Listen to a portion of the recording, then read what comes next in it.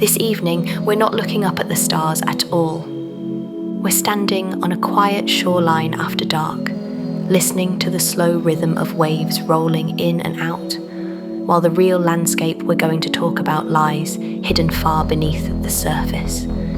If the ocean could somehow drain away, like bathwater slipping down an invisible plug, you wouldn't see a smooth, gentle bowl, but a world of ridges and plateaus, cliffs and plains, and deep valleys carved into the seafloor. Some of those valleys are submarine canyons and deep trenches, undersea counterparts to the canyons and gorges we know on land. Tonight, we're turning them into a calm case file and letting their slow geology help you drift off to sleep.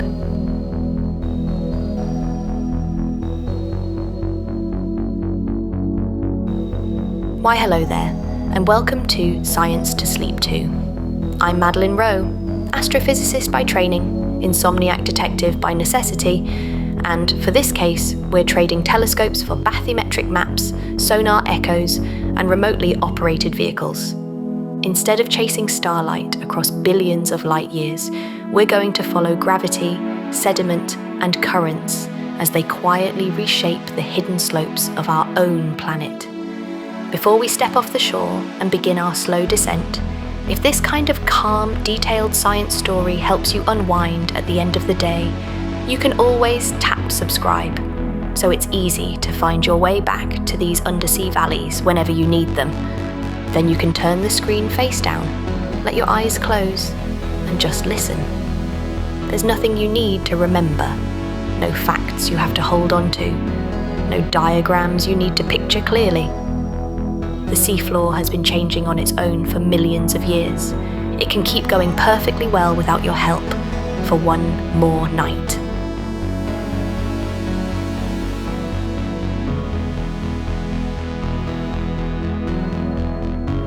If you like to have a soundtrack in the back of your mind while you fall asleep, you might let something soft and slow drift in. A faint, underwater-sounding pad from an oceans playlist, blurred and distant. In your imagination, it's muffled by hundreds, even thousands of meters of seawater, smoothed into a single, soothing tone. Ahead of us, the shoreline fades, city lights fall behind, and the water beyond the breakers becomes darker, calmer, almost glassy in the night. We're going to follow the shape of the seafloor under that water, step by step, from the familiar shallows, out toward the edge of the continent, and then down into the valleys that cut into the slope. All you have to do is let the pictures form slowly, gently, and let them blur or fade whenever sleep starts to tug at you.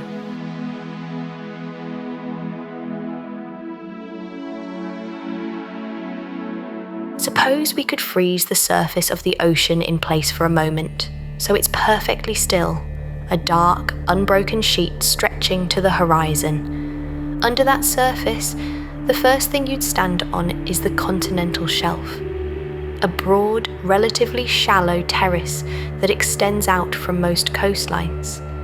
It's the underwater continuation of the continent itself, usually only tens or a few hundreds of meters deep, sloping so gently away from land that you might not notice the descent step by step. Fishing boats, cables, pipelines, and many of the coastal ecosystems we see in documentaries all live up here in this bright upper layer. It feels stable and familiar. The ocean as we usually picture it. Keep walking outward along that invisible surface, and somewhere offshore, the shelf ends. On a bathymetric map, it shows up as an abrupt darkening band, where depth contours suddenly crowd together. In 3 dimensions, it's as if you've reached the edge of a plateau. Beyond that edge, the seafloor tilts down more steeply, forming the continental slope. This is where gravity really starts to matter for the landscape, where sediment that might rest quietly on the shelf can start to slip, and where water can plunge downward in dense, heavy layers. If you could stand right at the lip of that slope and look outwards, you'd see that it isn't smooth at all. Cutting into it are narrow notches and deep incisions, some of them stretching all the way from the shelf edge down into the deep ocean basins. These are the submarine canyons. They can be a few kilometers wide, several kilometers deep, with steep, shadowed walls and winding pathways along their floors.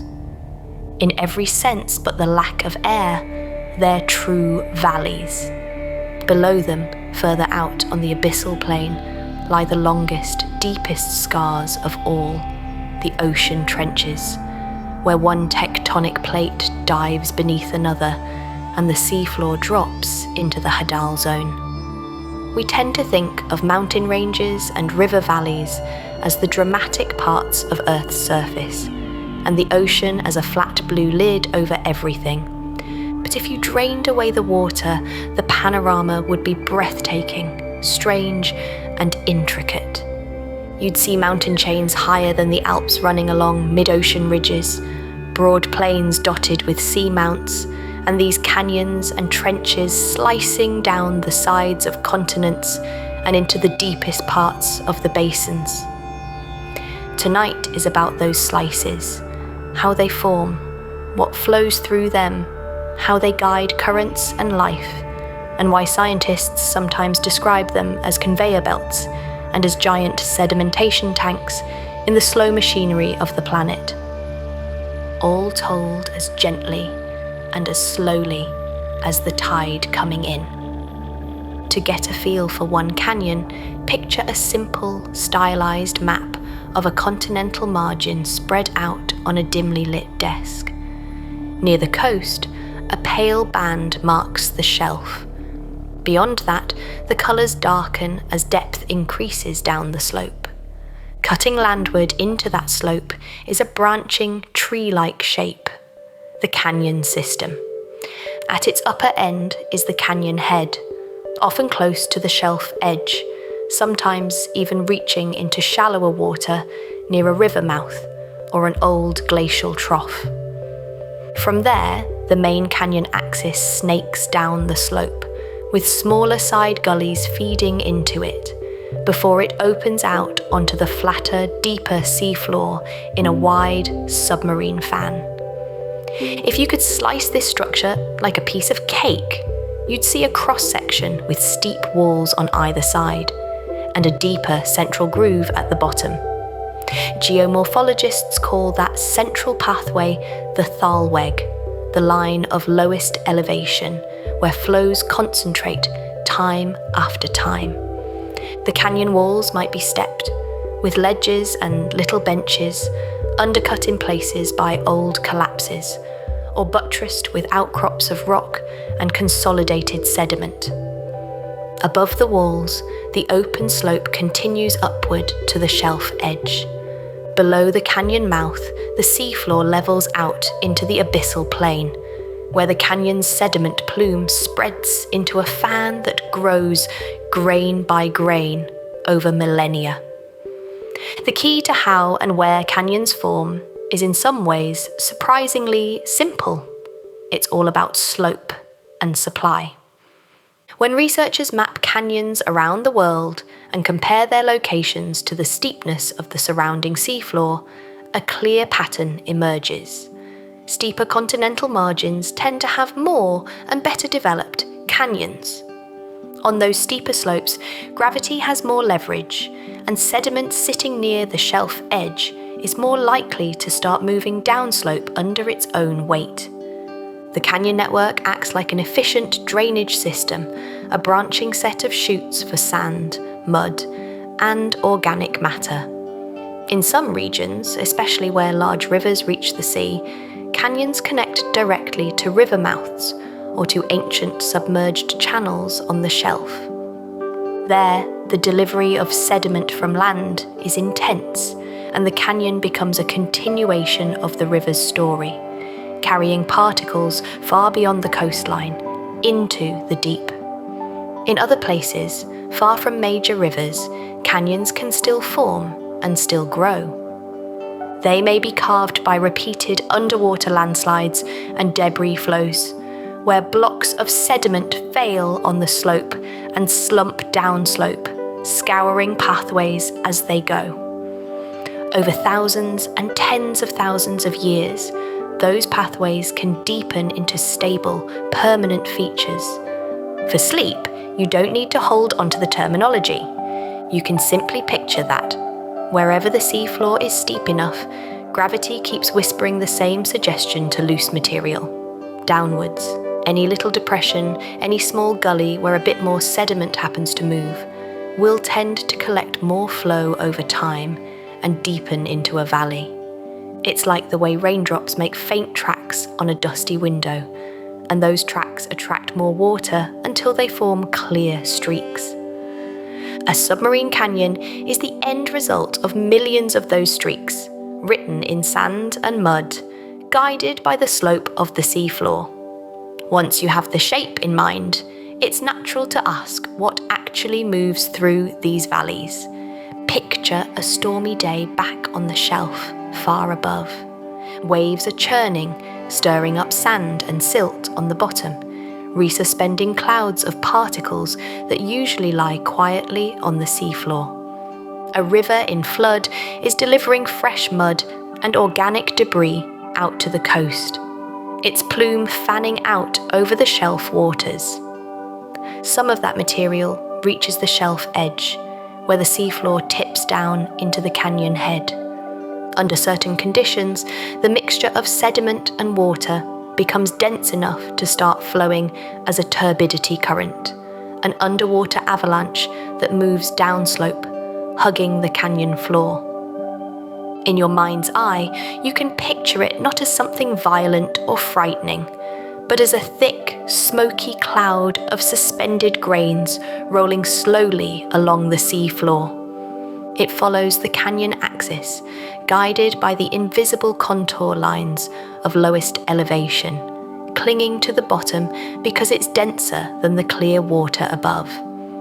As it travels, it can pick up more material from the bed, a snowball gathering snow, smoothing and deepening the canyon floor with each pass.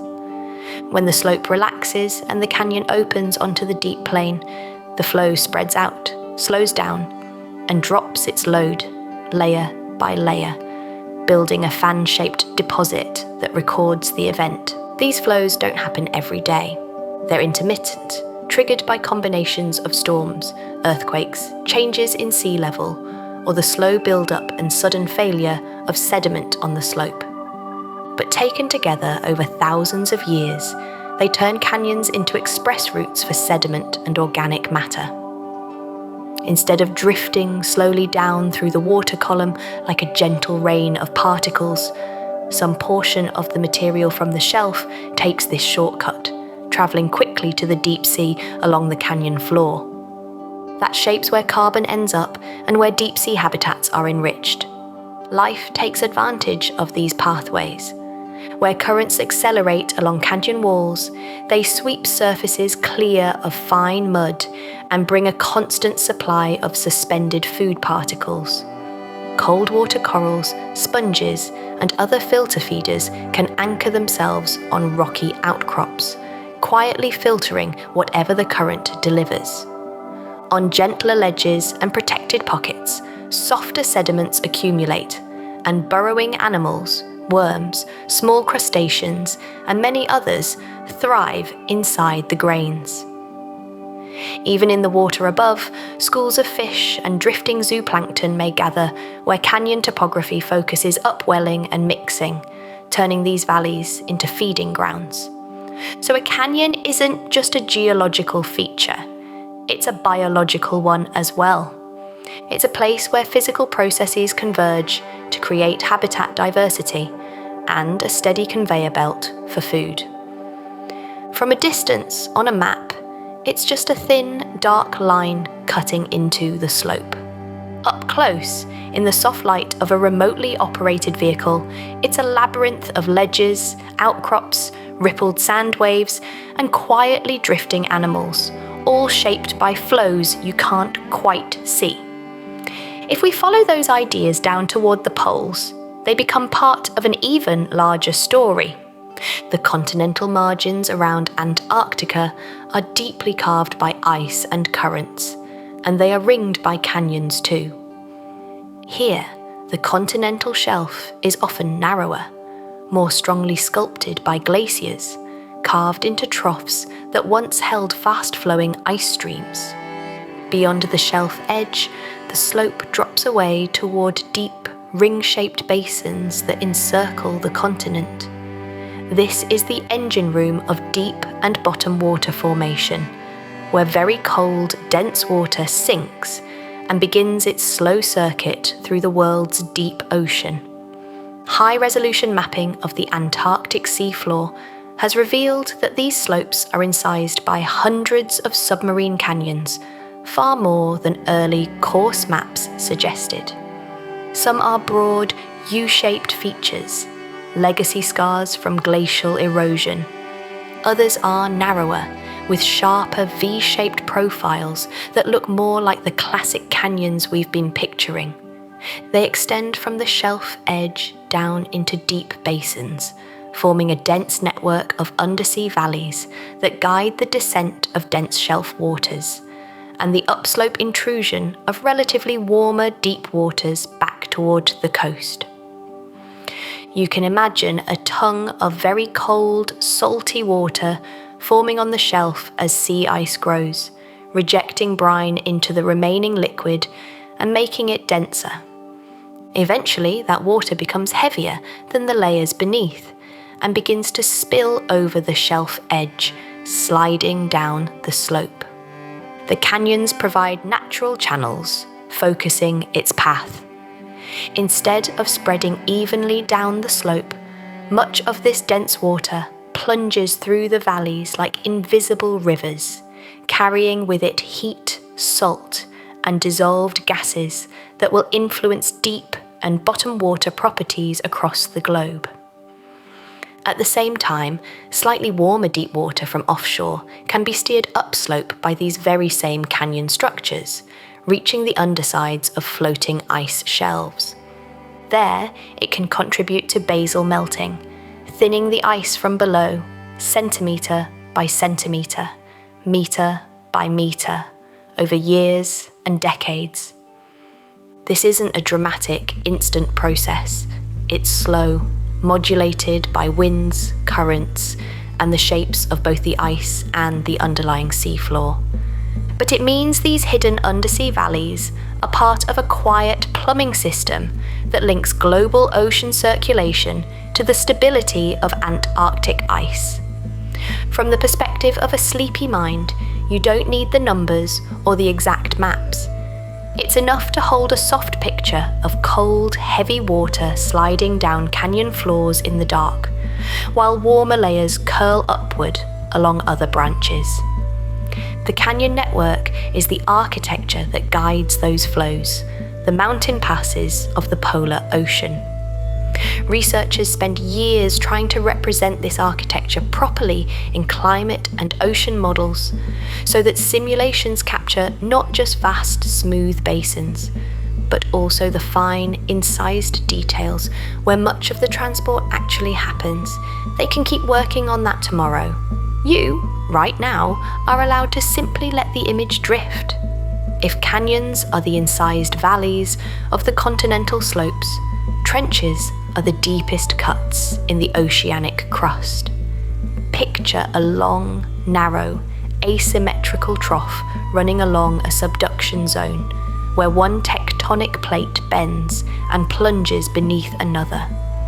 Depths here can exceed 10, even 11 kilometers, as in the Challenger Deep of the Mariana Trench. When we talk about undersea valleys, these trenches are the ultimate, dropping far below the level of the surrounding abyssal plains. Conditions in the hadal zone, deeper than about 6,000 meters, are extreme compared to the surface. Pressures are hundreds to over 1,000 times greater than the air pressing on you right now. temperatures hover just above freezing. Sunlight never reaches this deep, so the only light comes from unusual sources: faint bioluminescence, instrument lamps, or very occasionally the glow of human vehicles. Yet even here, life persists, adapted in ways that are subtle and strangely reassuring. From a geological standpoint, trenches are long-term basins that trap and accumulate sediments. Particles raining down from the surface, resuspended material from the slopes, and episodic gravity flows all contribute to a thick, layered fill. Over time, that makes trenches important sites for the burial of organic carbon and for complex microbial processes within the sediments. The description giant sedimentation tanks captures the idea: deep repositories where material and dissolved chemicals can be stored, transformed, and slowly cycled. Microbial communities in hadal sediments operate under enormous pressure, but they carry out familiar metabolic tasks: breaking down organic matter, consuming oxygen, producing and consuming methane, nitrate, sulfide, and other intermediate compounds. Each grain of sediment is a tiny habitat, with gradients in chemistry over distances measured in fractions of a millimetre. When we zoom all the way out to our mental world map, these processes are invisible, happening far below on the floor of a trench that appears only as a thin line on a chart. But in the full, multi-scale view of Earth, trenches are as much a part of the planet's life support system as forests, soils, or surface rivers. For sleep, it's enough to picture a trench as a very quiet, very deep valley. The walls rise steeply on either side, fading into a blue-black darkness overhead. The floor is a soft layer of fine sediment, occasionally ruffled by tiny ripples, or disturbed by the arrival of some new fragment of organic material from above. Now and then, an animal passes through this darkness, an amphipod scuttling or drifting, a sea cucumber inching along the bed, a translucent snailfish hovering just above the mud. Their lives are unhurried, paced by the slow, irregular arrival of food from miles above. Even in these remote undersea valleys, our influence sometimes shows up. On certain continental margins, fishing fleets target species that aggregate along canyon walls and at canyon heads. Towed gear can disturb sediments, resuspend plumes of fine particles, and alter the structure of benthic communities. On your mental map, you can picture this as a faint cloud rising from the canyon floor after a trawl passes, slowly settling again over hours or days. Canyons and trenches can also act as sinks for debris lost or discarded at the surface. Plastic items, ghost nets, and other litter can be transported downslope, either in gravity-driven flows or by slower, creeping processes, and end up lodged in deeper parts of the system. Submersible dives have found man-made objects even in hadal trenches, quiet reminders that the footprint of our activity stretches from mountaintops all the way down to the deepest valleys on Earth. In the context of this bedtime story, we simply notice that gently and let the thought drift past like a piece of floating kelp. At the same time, scientists and policymakers are increasingly aware that these features are ecologically and geochemically important. Many canyons host unique assemblages of species, provide nursery grounds for commercially important fish, or play key roles in carbon and nutrient cycling. Some are being proposed or designated as protected areas, places where certain activities are limited or monitored more closely. Slowly, the map of the seafloor is being overlaid with a second map, one of conservation, care, and stewardship. To even know these places exist, And to protect them meaningfully, we first have to see them. That brings us to the question of mapping, how we turn echoes into pictures of this hidden landscape. Modern seafloor mapping leans heavily on multi-beam sonar systems. A ship, or an autonomous underwater vehicle, sends out a fan of sound pulses downward and to the sides. Those pulses travel through the water, reflect off the seafloor, and return to arrays of receivers. By measuring the time it takes each pulse to return, and knowing the speed of sound in seawater, the system can calculate depths beneath every part of the fan. As the vessel moves, these overlapping swaths of data build up into a detailed map. In your imagination, you can slow this down. A research ship moves steadily along a track, the sea around it calm, the engine a low background murmur. Beneath the hull, each ping of the sonar sends out a curved wavefront that expands, touches canyon walls and trench floors, then comes back with information encoded in the timing of its echo. Onboard computers convert those timings into colours and contours on a glowing screen, revealing a hidden relief model of the seafloor passing by underneath. Over months and years, survey lines crisscross the same regions, filling in gaps, sharpening the picture. In some places, autonomous vehicles fly closer to the seabed, capturing even finer details with higher frequency systems. The result is a dataset where each pixel represents a small patch of seafloor, tens of meters across, or less, with a well-constrained depth. From those maps, scientists can delineate canyons, measure slopes, trace the outlines of fans, and pick out subtle ridges and gullies that would be completely invisible from the surface. Even today, only a fraction of the global seafloor has been mapped at that level of detail. Vast areas are still known mainly from coarser methods, where depth is inferred indirectly from satellite measurements of sea surface height. Those datasets capture the big structures, but they blur away most of the fine detail of canyons, smaller trenches, and intricate slope features. Which means there are still undersea valleys we haven't properly traced, smaller features waiting quietly in the dark, unlabeled and unsurveyed. There's something oddly soothing about this kind of work. Ships and vehicles moving back and forth, collecting echoes, year after year, while people on shore go about their days, mostly unaware of the tiny increments of knowledge accumulating offshore. As global efforts to map the entire seafloor continue, our picture of the hidden landscape will grow sharper, and our understanding of features like submarine canyons and trenches will deepen. But there will always be room for imagination, for seeing these maps not just as numbers, but as invitations to picture slow currents, drifting animals, and the quiet architecture of the planet. When you look at those maps for long enough, another question naturally surfaces. You begin to wonder not just what these valleys look like, but how they change through time, what their weather is like. Think of a submarine canyon not as a fixed sculpture, but as a place with its own moods. Most of the time, conditions along the canyon floor are relatively calm.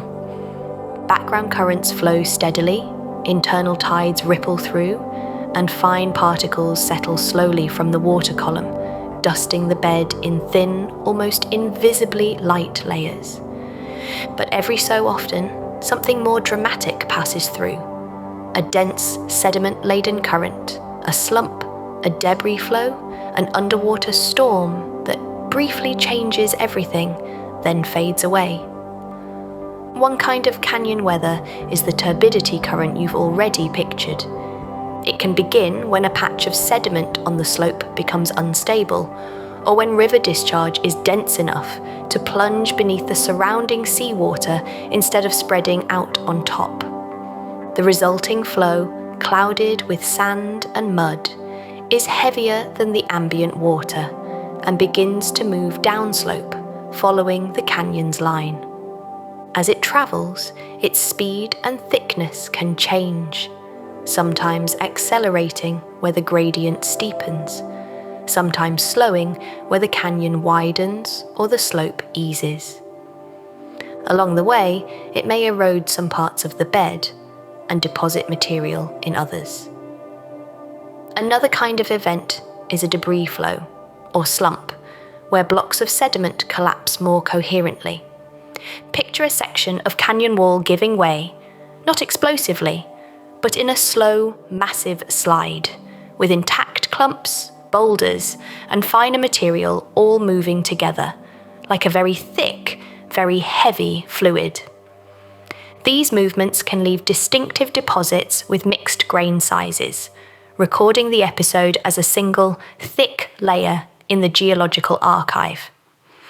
Over thousands of years, stacked sequences of those layers record the canyon's more dramatic moods, even though each flow might have lasted only hours or days. There are gentler forms of canyon weather as well. In high-latitude regions, dense shelf waters formed by cooling and sea ice processes can spill into canyons, cascading downslope as relatively clear but heavy flows.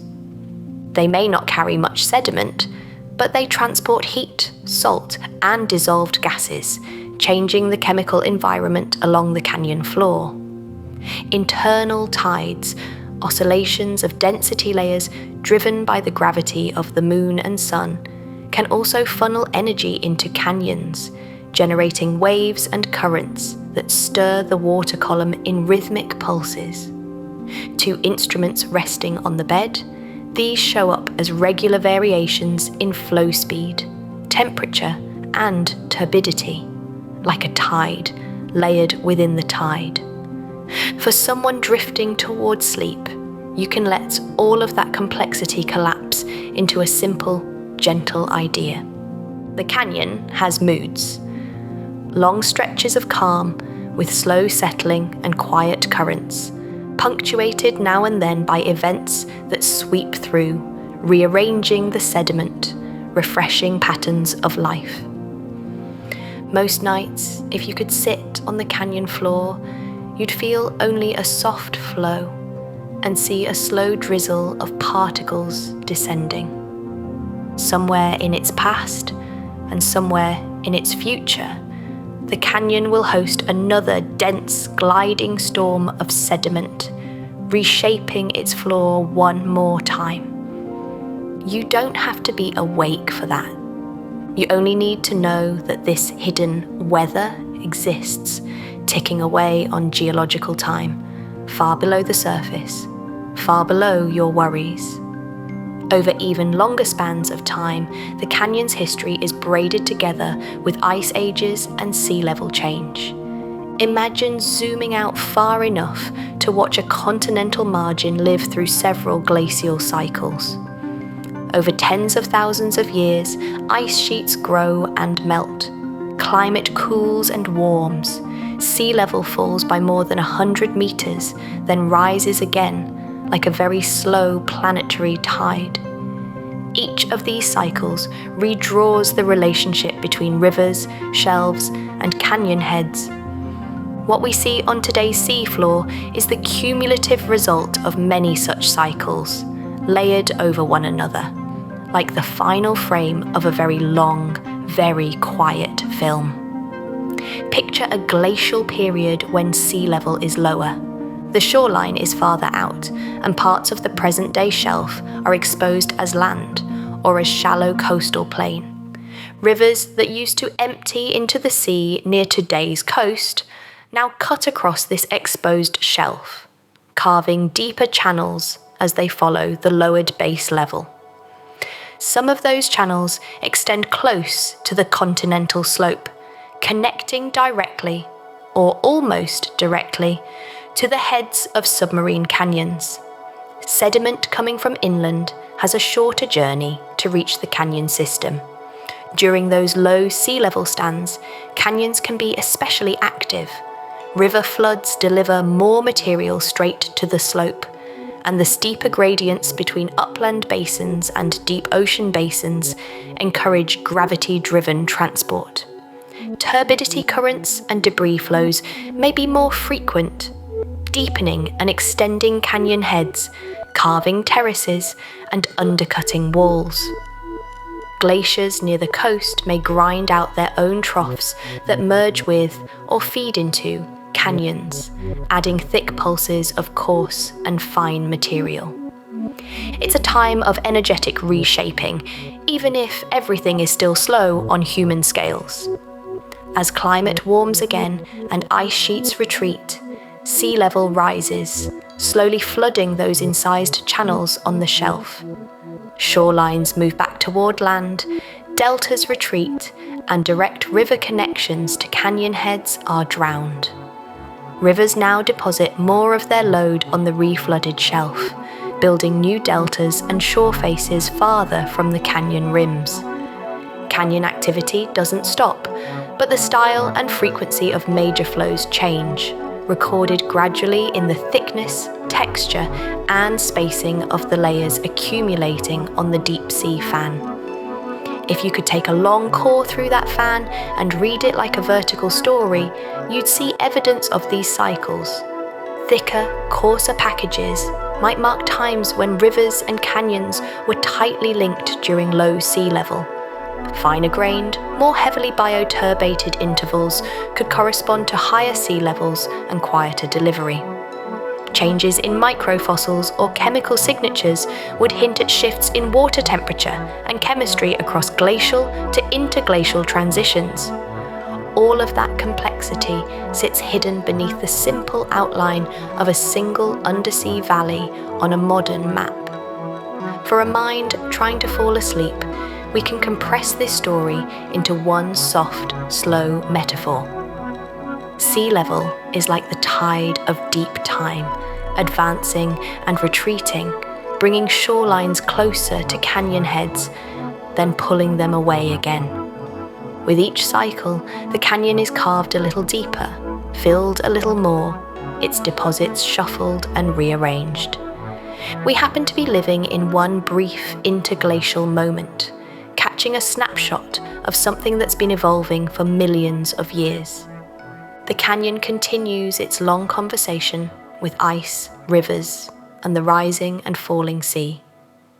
Quite indifferent to your bedtime, and mine. After thinking about canyons in such an abstract global way, it can be comforting to anchor all of this in a single real place. Imagine pulling one folder toward you on the desk, labelled Monterey Canyon. This is one of the most studied submarine canyons in the world, carved into the continental margin off central California. On a map, it begins close to shore inside Monterey Bay, then runs seaward and southward, descending thousands of meters and branching into a network that reaches far out onto the deep sea floor. In cross-section, it's as dramatic as some of the great canyons on land. Picture standing on the beach at night in Monterey, cool air, low swell rolling in. Beneath the waves, not far offshore, the canyon head cuts into the shelf like a hidden gorge, a sudden drop disguised by the smooth surface. The bay's gentle, curved outline hides slopes so steep that if they were exposed to air, they'd be daunting cliffs. The main axis of the canyon runs down and out, but along its sides, smaller gullies and tributaries feed into it, forming a branching pattern that looks almost like a tree when you see it in coloured relief. Researchers have sent instruments and vehicles into this canyon for decades. They've mapped its floor with high-resolution multi-beam sonar, revealing ridges, streamlined sediment waves, and scars left by past flows. They've deployed moorings that feel the passage of turbidity currents as brief spikes in velocity, pressure, and suspended sediment.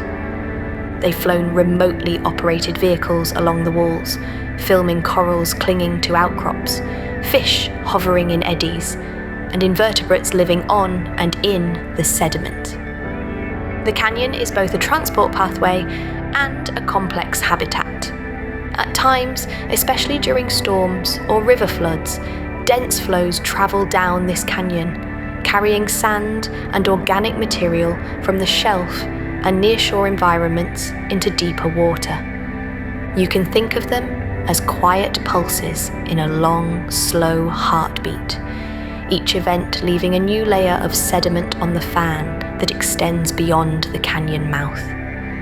Between those pulses, the canyon is not empty.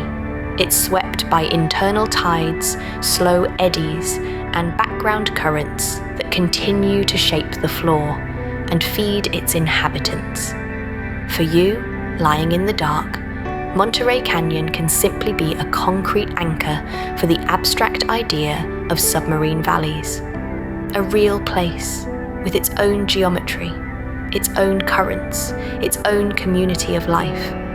Somewhere out there tonight, instruments are quietly recording pressure and flow in this canyon. Cameras are pointed into the darkness, and sediment grains are nudging into new arrangements under the slow pull of gravity.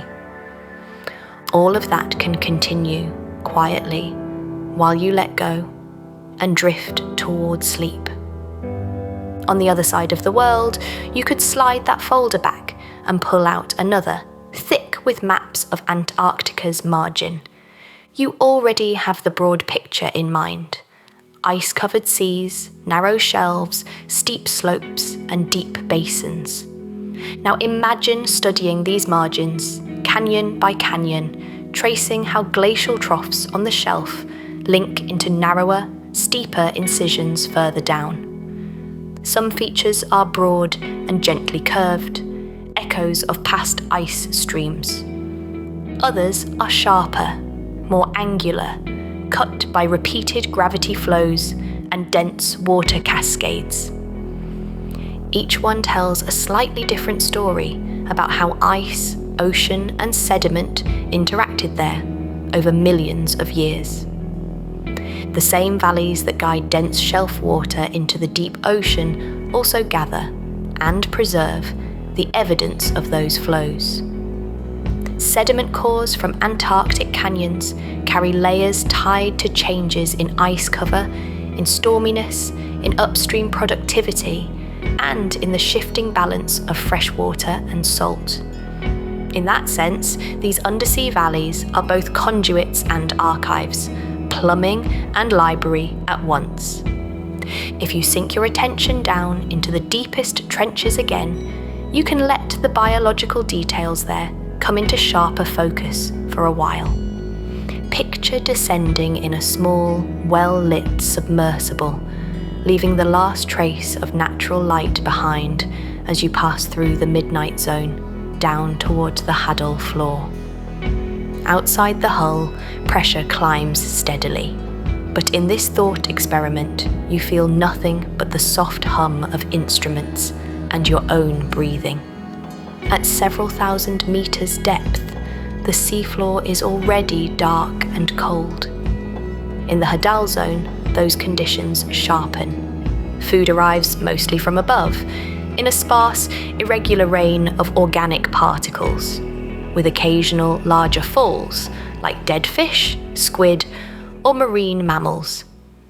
Where trenches collect sediment efficiently, the concentration of organic material in the upper layers of mud can actually be higher than on adjacent abyssal plains. Microbes and animals have evolved to make use of that subtle concentration of resources.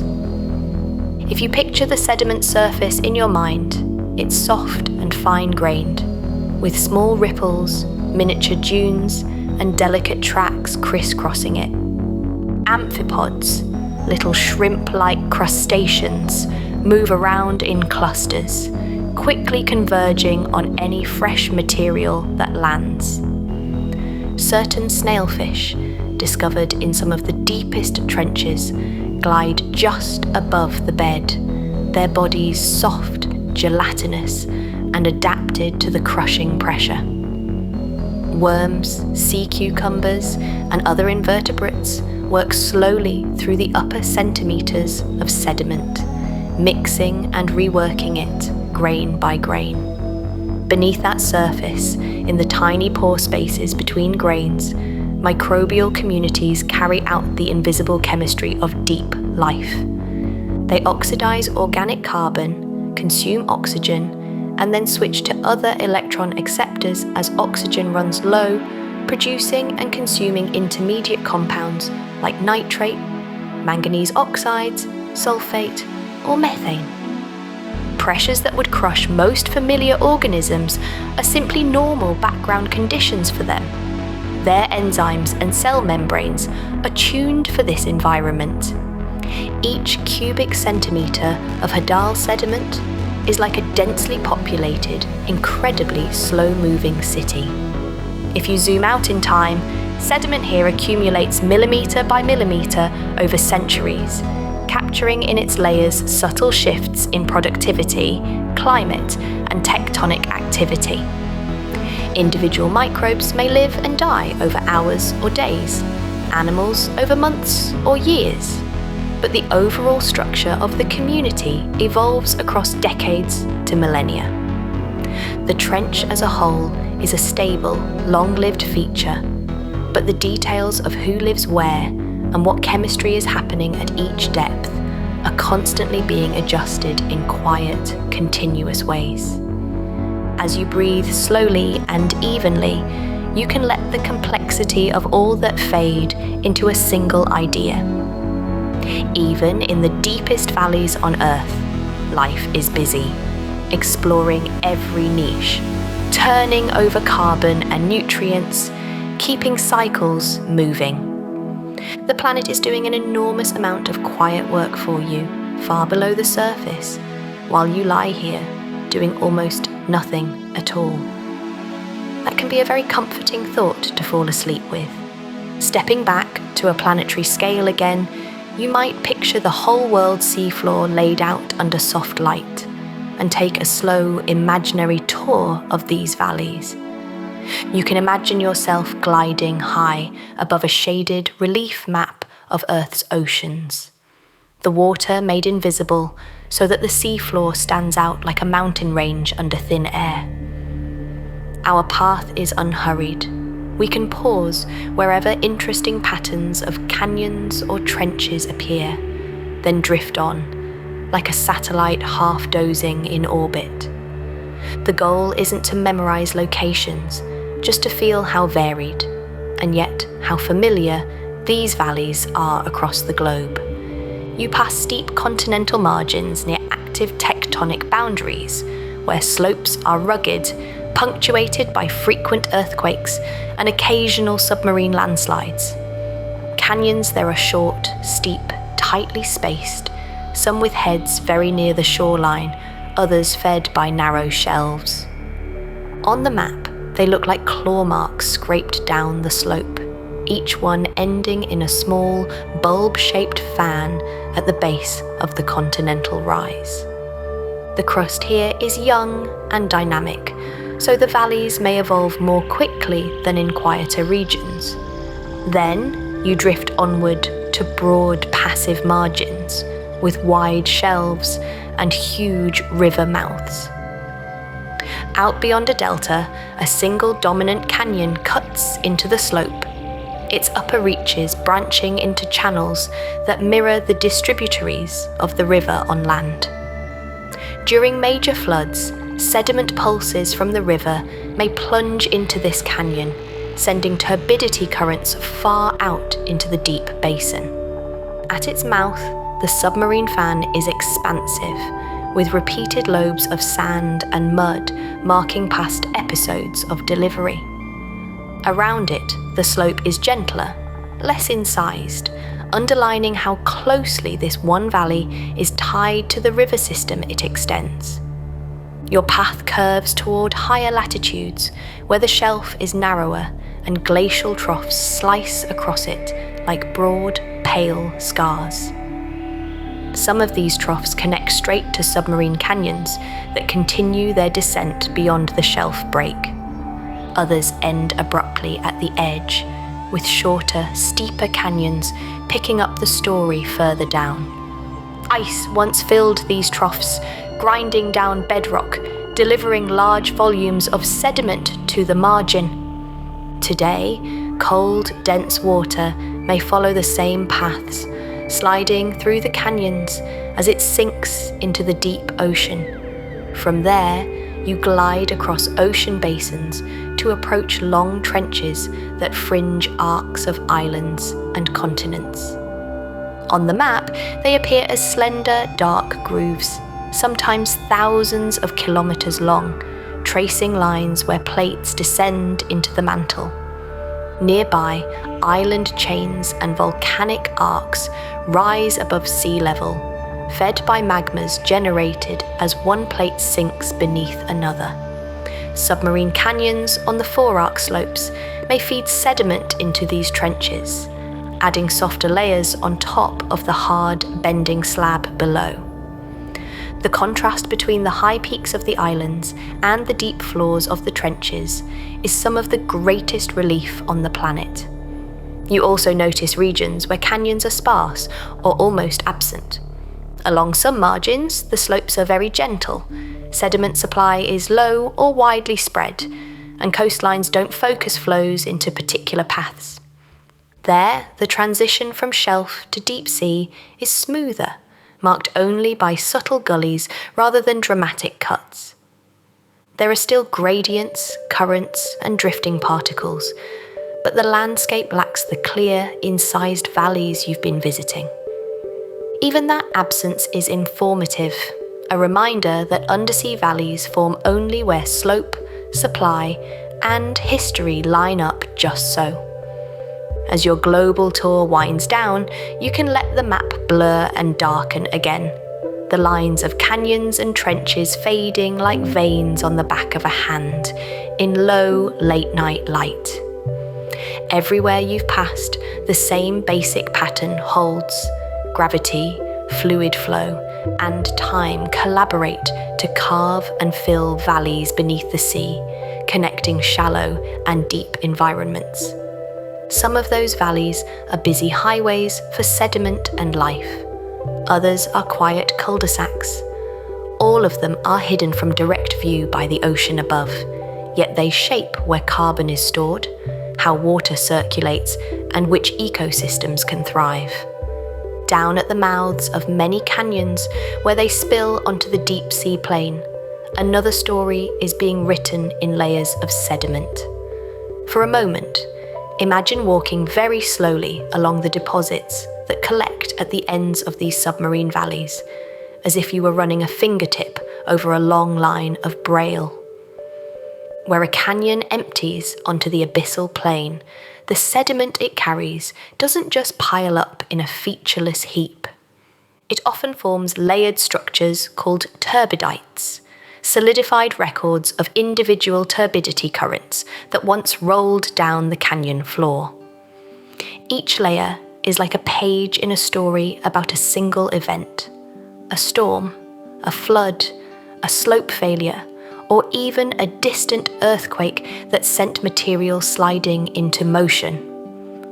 Over thousands to millions of years, those pages accumulate into thick sequences that geologists can later read.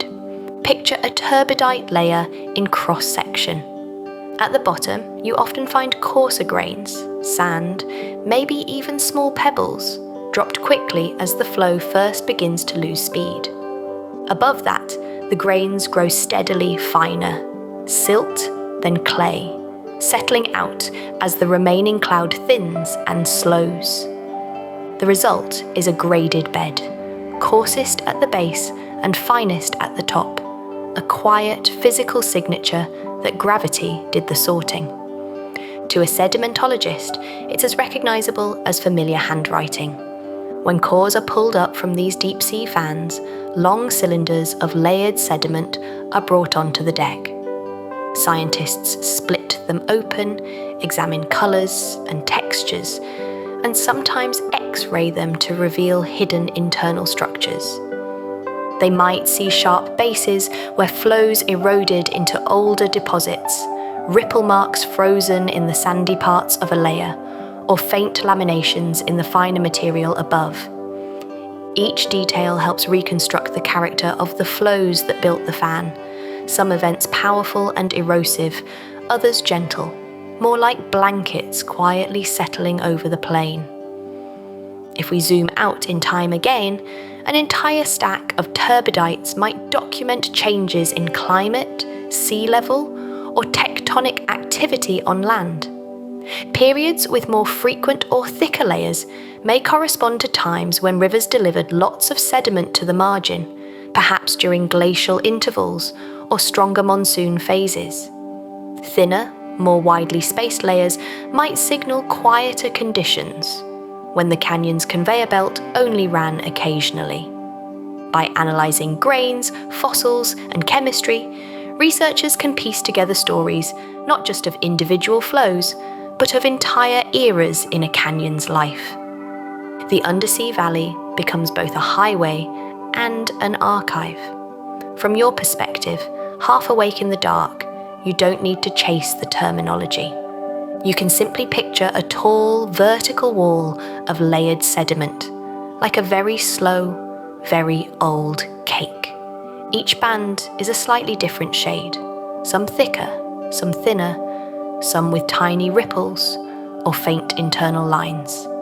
Moving up the wall means moving forward in time. Each step brings you past another long-forgotten flow. The overall feeling is one of enormous patience, the canyon and its fan quietly keeping a methodical record, while the surface world changes, forgets, and changes again. If you like, you can imagine tracing one of those layers with the tip of your finger, knowing it represents hours or days of motion that took place thousands of years ago. The flow itself is gone, only its imprint remains. In a similar way, the events of your day can leave impressions on your thoughts, without needing to keep swirling around forever. As you lie here, they can settle, sort themselves by weight and importance, and become part of a larger, quieter pattern of memory. You don't have to supervise that process. Your mind, like the canyon fan, knows how to arrange things over time. All of this talk about shape and structure might make you curious what it's like to simply be inside a canyon, sensing not the map, but the environment itself. For that, imagine our viewpoint shrinking down into a drifting instrument package, hanging a few meters above the canyon floor in complete darkness. The lights are off. The scene is black. All that's left is movement, pressure, and sound. Far above, at the surface, waves may be crashing, wind may be roaring, ships may be passing. By the time that energy filters down here, it's muted and compressed into low, rolling rumbles.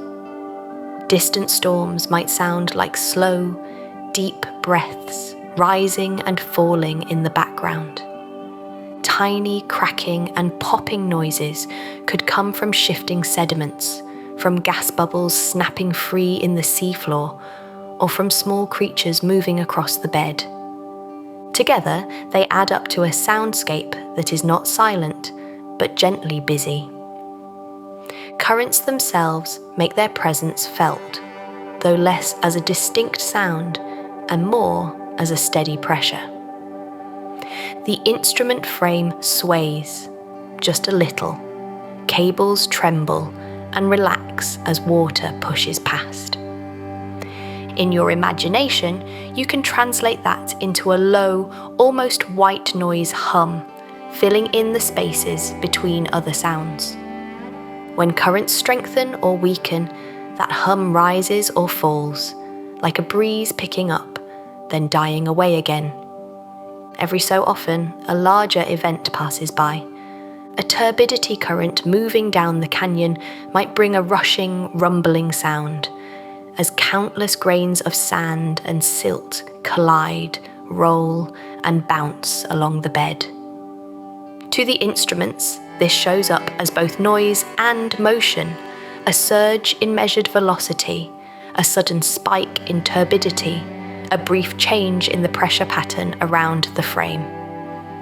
After the flow has gone, the canyon slowly returns to its usual baseline, the steady background hum of deep water, the soft clicks of normal canyon life. You can translate this soundscape into your own breathing.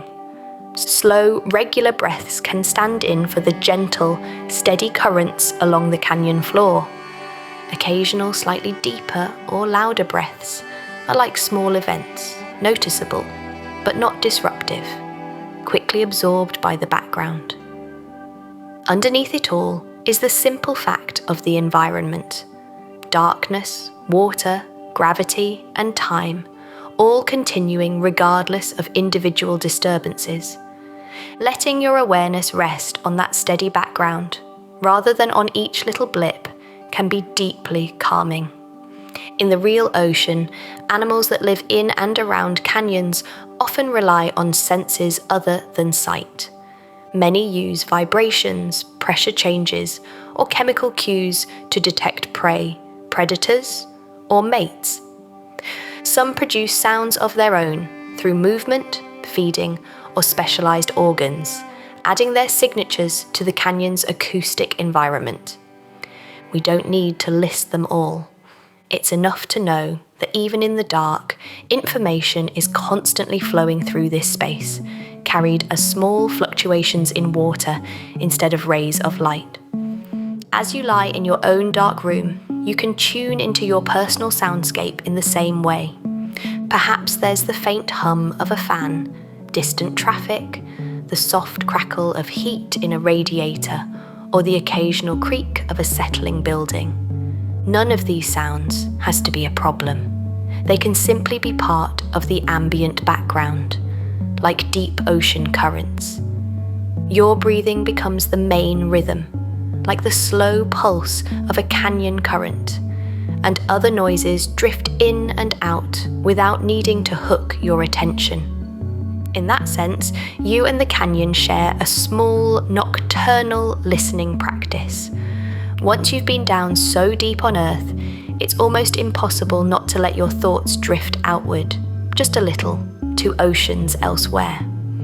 If undersea valleys are such natural products of gravity, fluids, and time on Earth, could something similar exist on other worlds? We don't yet have detailed maps of seafloors on other planets or moons, but we do have strong evidence that several icy moons in our solar system hide global oceans beneath their crusts. Europa, Enceladus, and maybe others probably host deep layers of liquid water, kept warm by tidal flexing and internal heat. If those subsurface oceans have rocky seafloors beneath the ice, it's reasonable to imagine that gravity, currents, and time might carve features there too. Not identical to our canyons and trenches, perhaps, but shaped by similar physics. On Earth, submarine canyons often form where slopes are steep and sediment supply is focused. On an icy moon, the sediments might be different. Mineral particles from hydrothermal vents, chemical precipitates, fragments released from the overlying ice. Still, wherever material accumulates on a slope and is occasionally set into motion, gravity will favour certain paths over others. Over long enough timescales, those favoured paths could deepen into valleys, just as they do here. Future missions that probe these ocean worlds, even if they never reach their seafloors, could, in principle, carry instruments that sense relief, currents, or chemical gradients. A single transect across a hypothetical valley floor on Europa would tell us huge amounts about how that world works, how heat is transported, how water circulates, whether stable niches exist where exotic life could persist. An undersea trench there wouldn't be a plate boundary the way Earth's trenches are, but it could still be a deep basin where fluids and particles gather.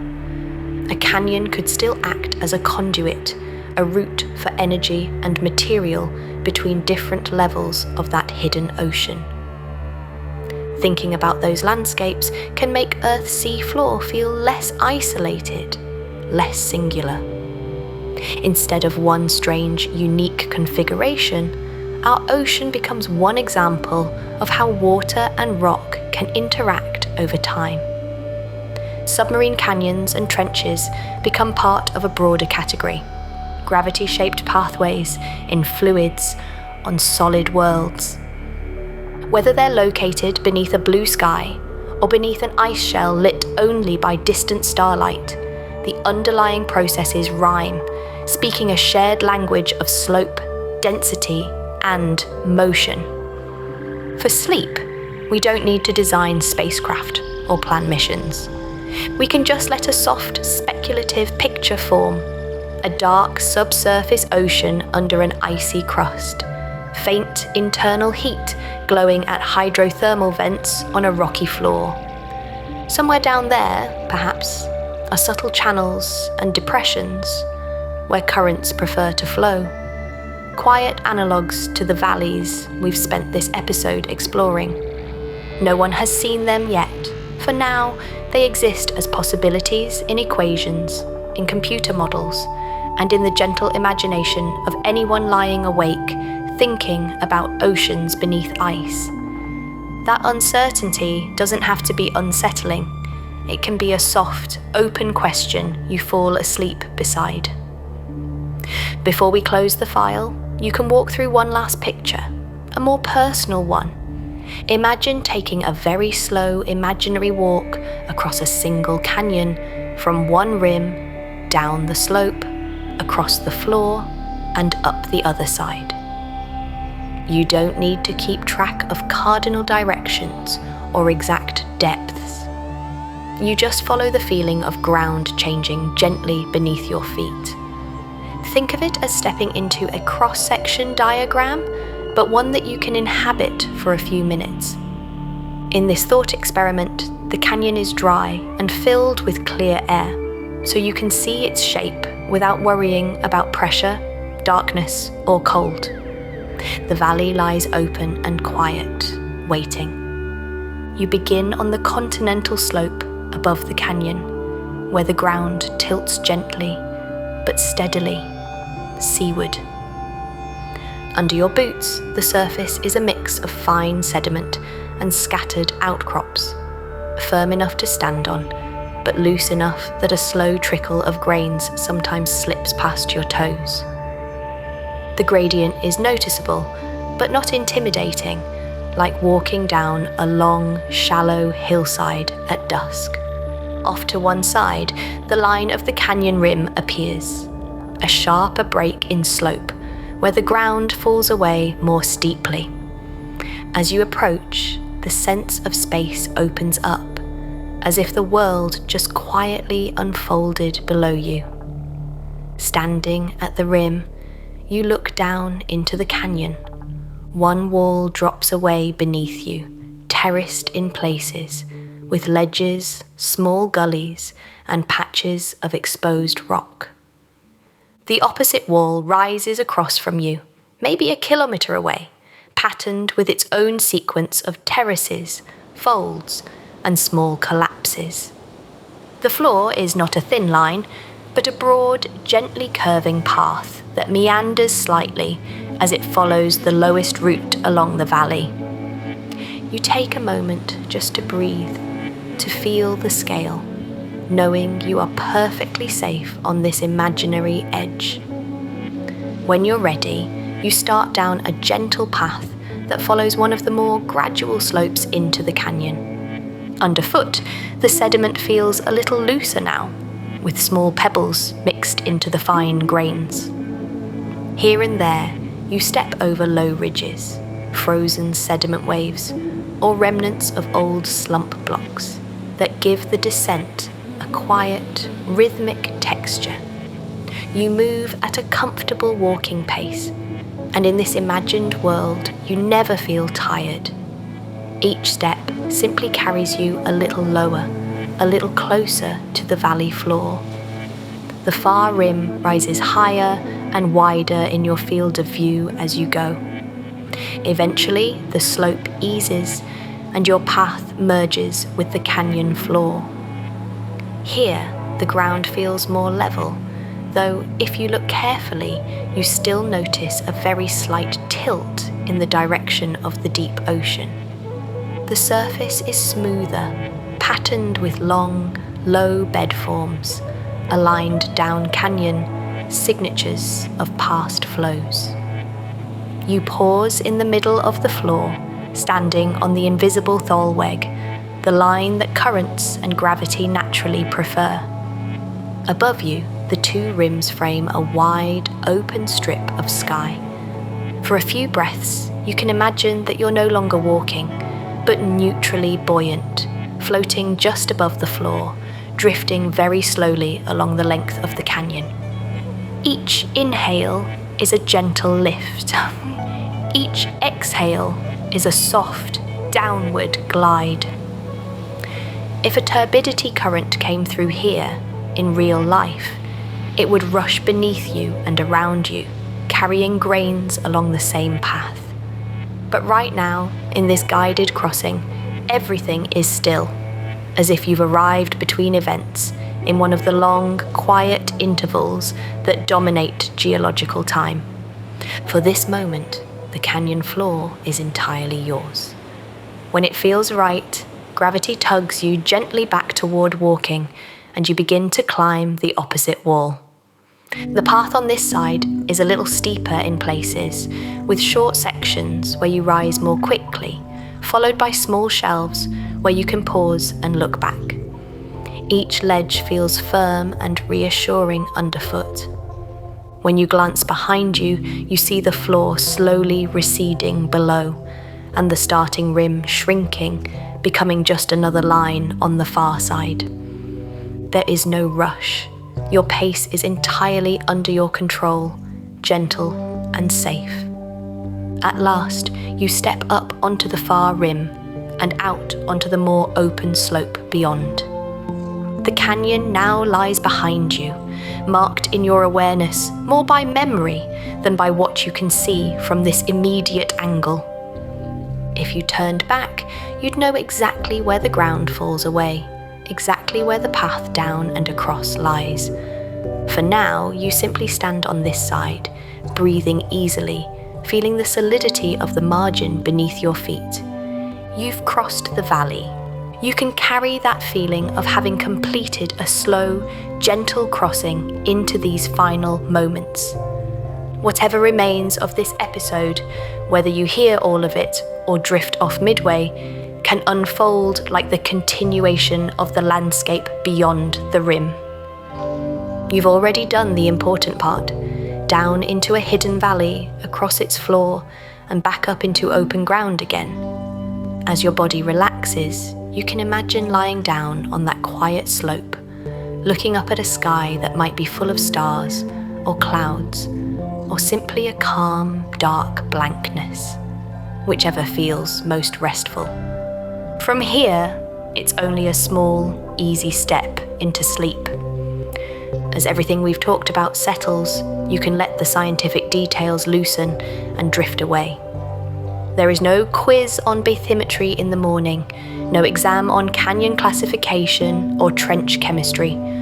All you need to take with you into sleep is one gentle feeling, that far below the waves, the seafloor is intricate, alive with slow processes, and perfectly content to continue evolving without you for a while.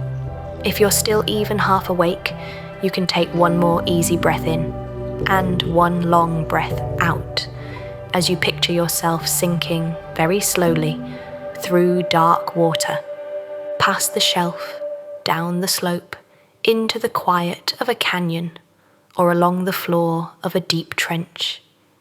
The currents there are slow, the changes almost imperceptible on human timescales.